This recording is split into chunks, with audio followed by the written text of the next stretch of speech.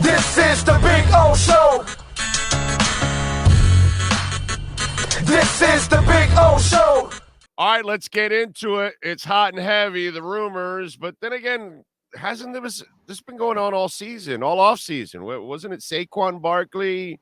We walked you off the ledge. Then came Dalvin Cook, and we kind of walked you off that ledge.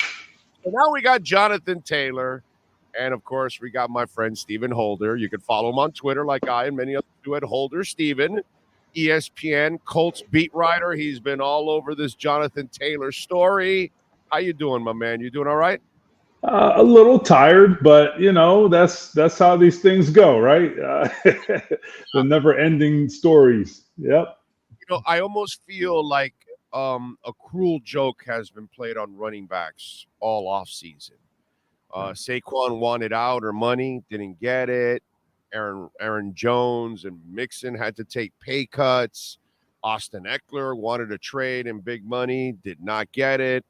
Dalvin Cook took him forever to get a contract, and really he only got that contract because of Aaron Rodgers. If it wasn't for Aaron Rodgers, the Dolphin offer was way low.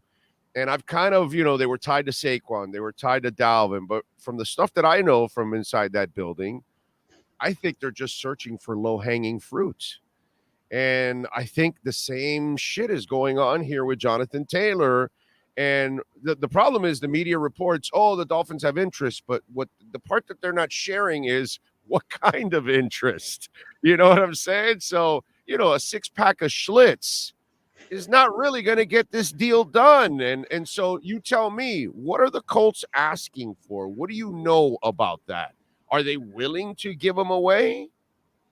Right. So what I can tell you is, look, what the Colts have floated is they want, the first round pick or something that equates to that. Right. Okay. And you know what? I want a $1 million raise tomorrow. Make it happen. Let's go. Right. So let's go. Yeah. I think I've been putting in the time. So let's do it. They just cut $1 billion deal with a betting company. So they can spare you a couple bucks there from the asterisk. What's $1 million between friends? So now, look, here is the reality. Look, do the Colts know that's not going to happen? Of course. They haven't admitted that, but they exist in the world, so they understand that, right? So they have eyes, they can see. So look, they're not completely out of touch here. You got to assume. So that's where negotiation comes in. Are the Dolphins trying to steal him? I don't know. I would tell you this. I do think the Dolphins are very serious about Jonathan Taylor. Now, that has nothing to do with what they're willing to do to get him. But the interest is 1,000% real.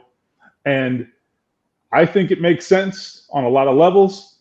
I think Jonathan Taylor could be amazing in that offense with Mike McDaniel and with the weapons on the perimeter, and at quarterback, which he has not had the benefit of in Indianapolis. So Jonathan Taylor would be by far the big winner in all of this, right? He gets a contract, and then he gets to a great situation. Now, that has nothing to do with whether this comes together. So what I can say, if you are a Dolphins fan who wants to see this happen, here's what you can hold on to.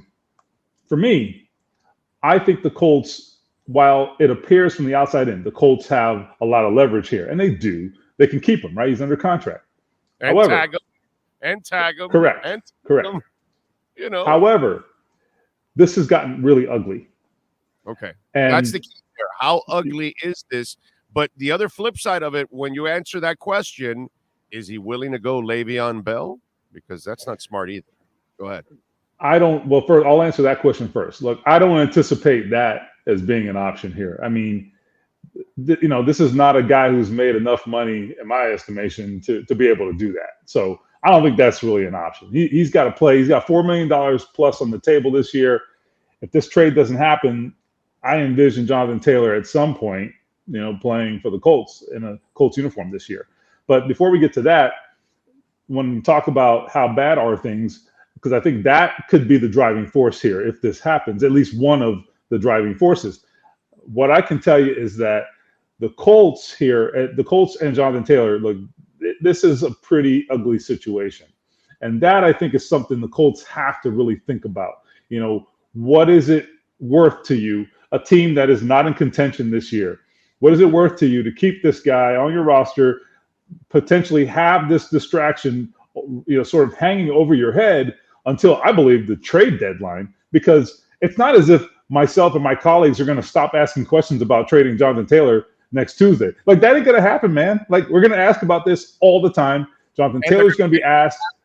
And you're going to ask him, too. Yes. Jonathan Taylor at some point is going to be in the locker room and be available to reporters and will have the ability to say or not say anything. And so, it doesn't solve their problem, I guess, is what I'm saying. It doesn't solve their problem by declining to make a deal. Now, there's a lot to be said for having Jonathan Taylor on your team. So that's the offside, the other side of this. I get it. But all I'm saying is, with a running quarterback, yeah. Dude, whenever you have one, your running game gets even more magnified.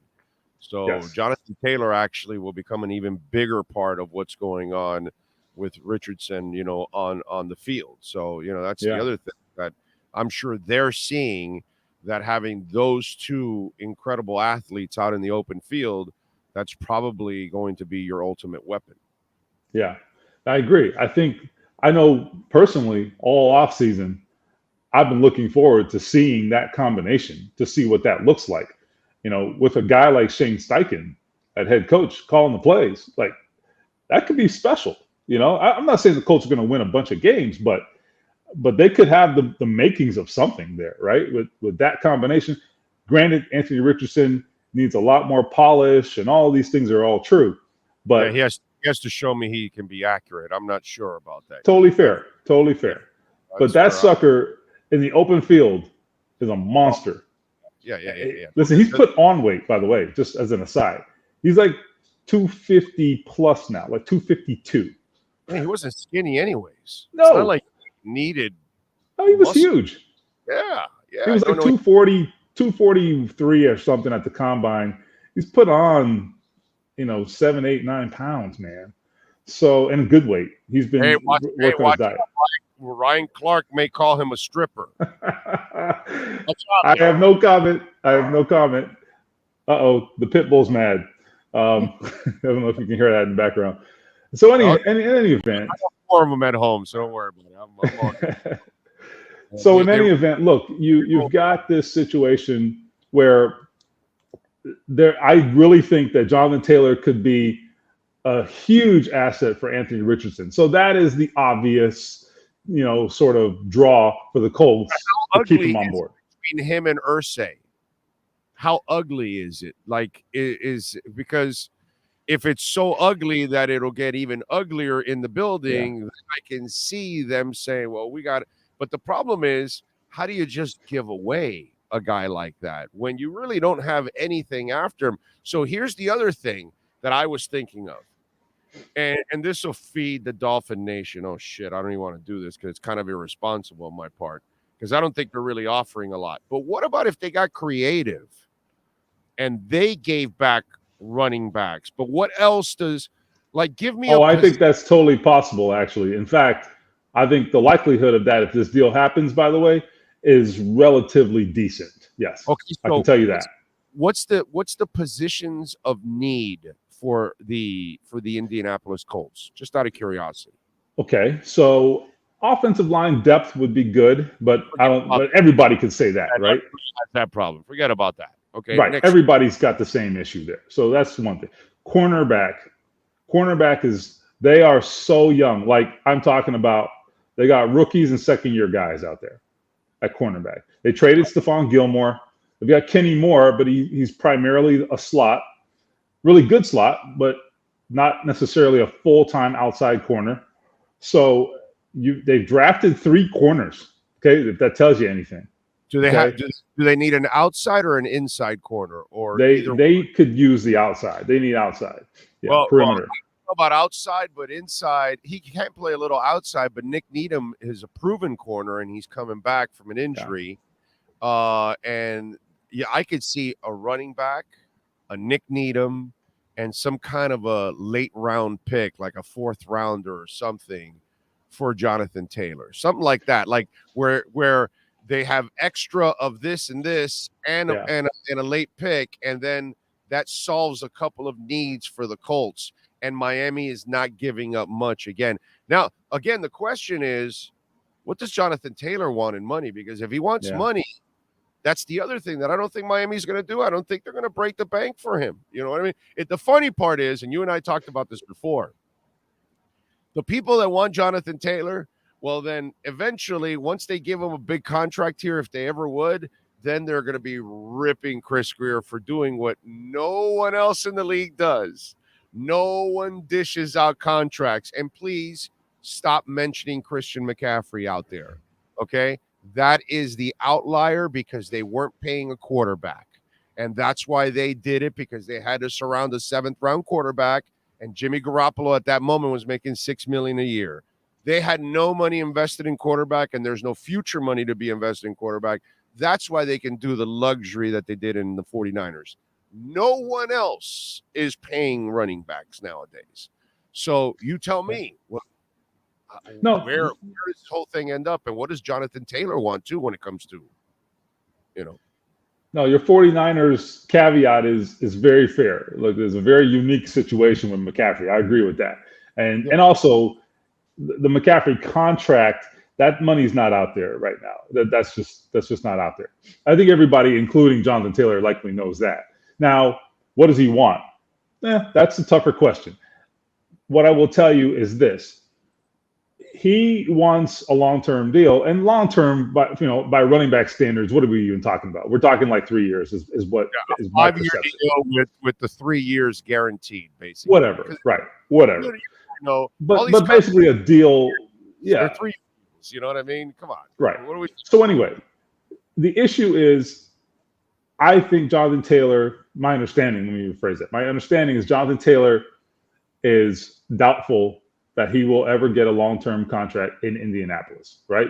So if you're him, I'm not speaking for him. This is just me speculating. But if you're him, if someone's willing to give you a multi-year contract, you probably have to consider, adjusting your annual expectations on that deal. So there may be a way to get there. There may be a way to get there because, look, frankly, if he doesn't think he's going to get it here, he's worried about the franchise tag next year already. Okay, that's a fact. So they're not going to do it now. They're not committing to do it next year because they haven't taken the franchise tag off the table. They're just saying, trust us. If you're Jonathan Taylor, your attitude to that is no. So that's an issue. So what I'm saying is, given all of that, given that landscape. By the way, they also have a rookie quarterback now. That's true. They really can afford to pay Jonathan Taylor for a couple of years, actually. Which is also one of the oddities about this whole thing, right? Yes. So, yes, the Colts have the ability, whereas a lot of teams do not. So there's something philosophical about this for them. They don't have to worry about Richardson's contract for 5 years. That's right. By then, Jonathan Taylor is used up and gone because he's probably old news by then. Give him a long-term contract, and after the 3rd year, you're probably letting him go in year 4, and you're probably drafting a new guy to put next to Richardson. Yeah. Obviously, Richardson is still there at that point and still doing his thing. You know what I mean? That is fair. That's very fair. And so, anyway, if they can find a trade partner. And if that trade partner is willing to talk money with Taylor, if he gets the multi-year deal, I think he has to be accommodating. He'll likely have to be accommodating to that team on, like I said, the annual salary. So because ultimately it's going to be more of it's a bird in hand for one thing, whereas right now he's on the books for $4.3 million this year. And then after that, he can expect what, right? I mean, maybe the franchise tag, but that's a year-to-year thing too, right? And so I think the multi-year deal, even if it's not the number that Jonathan Taylor ideally wants, don't you think? I mean, my common sense tells me, all right, that is something you can massage because you get the multi-year deal. But we'll see. Well, I can't let you go without asking about Anthony Richardson. Yeah. I know he's a freakish talent, and we've seen that. But the bottom line is, can he fine tune his passing? Because ultimately, running quarterbacks just don't end up winning anything in this league. You have to learn to win with your arm. So, what tells you, Steven, that he is going to cross that threshold, or is that something that you still think is kind of questionable? I think it's going to take time, but the good thing is that he can buy time because of those freakish abilities you're talking about. So he doesn't have to be a 35 game, a 35 drop back guy immediately, right? So Right. that helps, but it doesn't guarantee success. All I'm saying is it takes a little of the pressure off immediately, and they're going to tailor this offense around him. That's why they already named him the starter. They could have waited to opening week. They did it because they said, you know what, let's just take the next 3 weeks and let's really dig in and let's make this all about Anthony Richardson and let's give him an opportunity to succeed. So the one thing I would say is he is further along than they thought he might be, because there was some disagreement in the building about like how raw a prospect this guy was. There were some people, like even their assistant general manager, saying, I don't know, man, I'm not sold. But throughout the draft process, everybody kind of came to an accord. And once they got him in the building, two things showed up. Number one, they realized that this guy is a tireless worker. So he studies. Quentin Nelson told me, he's like, man, this guy coming into training camp, when we left for OTAs, Quentin Nelson told me this. He said he really didn't have it down. He didn't know the offense. He said he came back for training camp, and this guy was like speaking in tongues.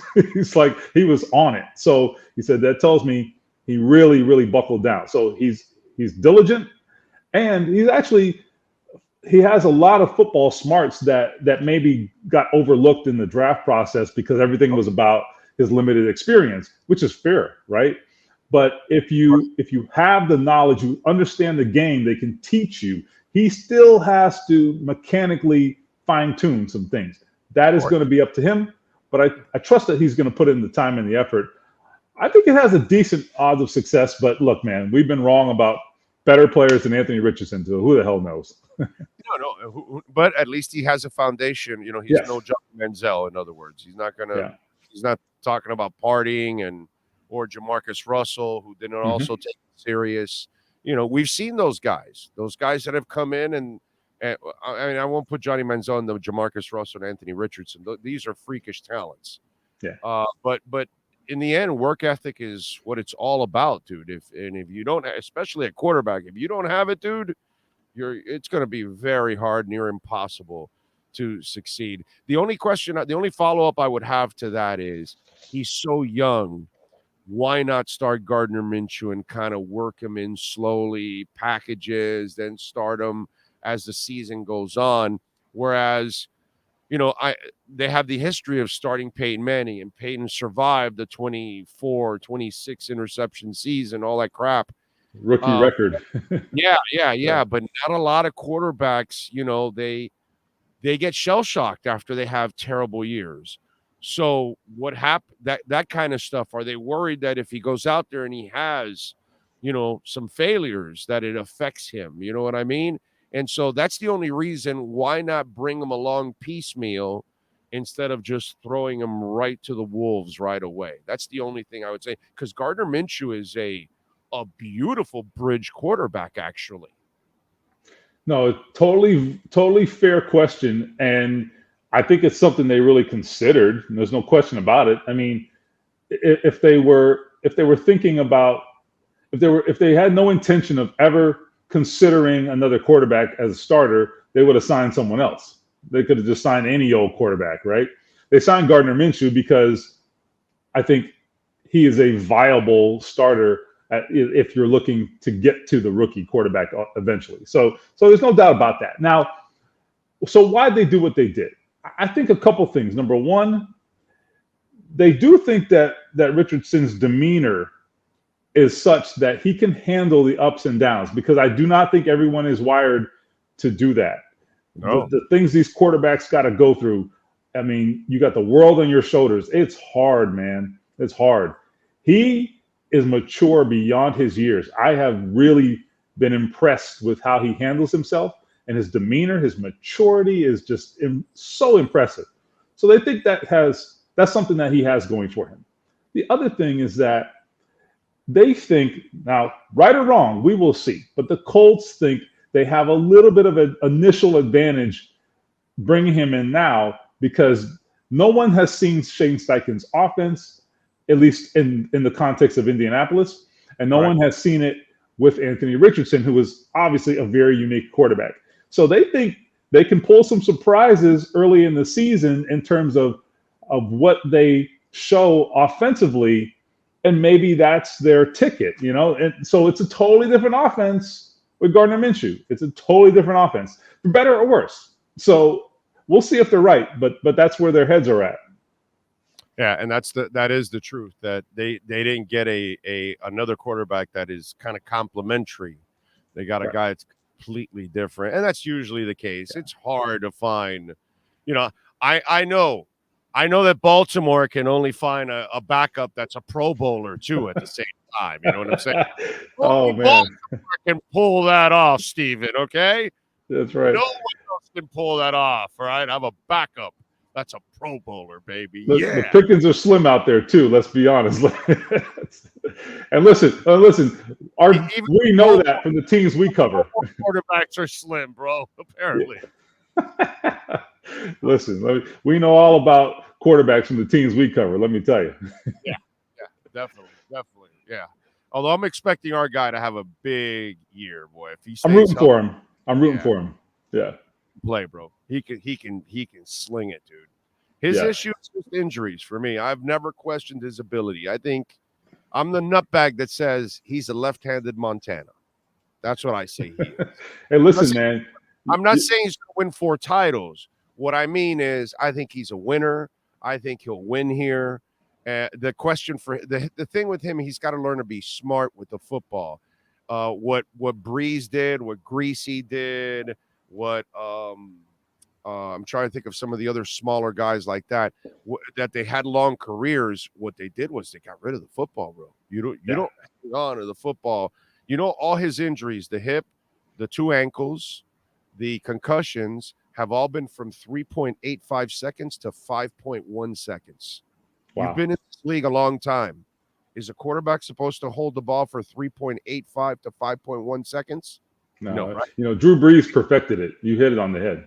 It's 2.8, and in practice I don't know if they do it, but sometimes they'll have different coaches. Right now there's no clock, but sometimes coaches will have that 2.8 clock there to make sure the quarterback gets rid of it. Like, yo, dude, you don't have 3 seconds.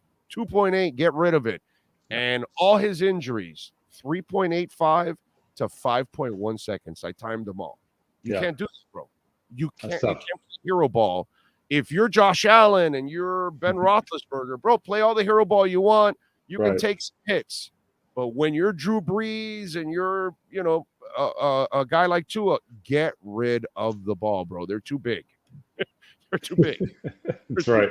Listen, like I said, I'm rooting for him. Listen, you're talking to a guy who grew up 5 minutes from that stadium and endured, all of the ups and downs, during Marino, after Marino. Look, listen, if Tua is the answer, I will be there rooting for him.